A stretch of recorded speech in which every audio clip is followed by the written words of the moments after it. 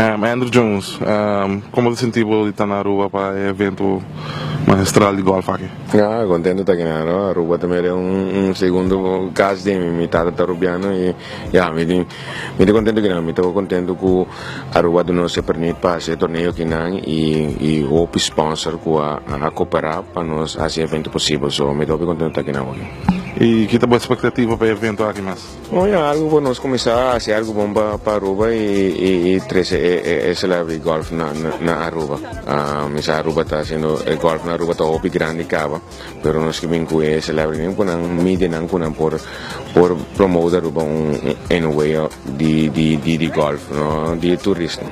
E a ideia do evento que está para anual, como é?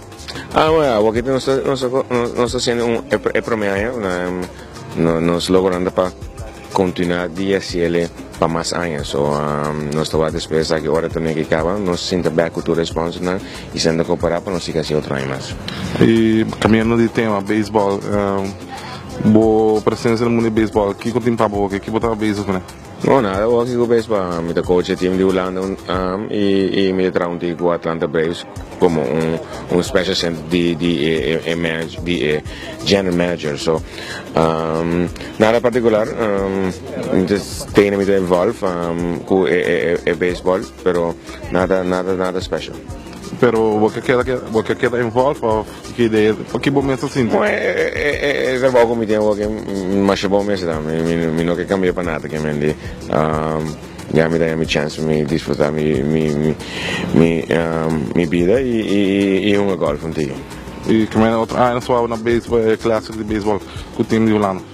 Sim, nós seguro, nós estamos na clássica na 2017, nós começamos na Coreia, nós temos bom time, vamos pela aqui, outra semana nós vamos Tóquio para dois jogos de fogueio com o time de Tóquio e nós estamos tratando time, nós não tudo ganha não conforme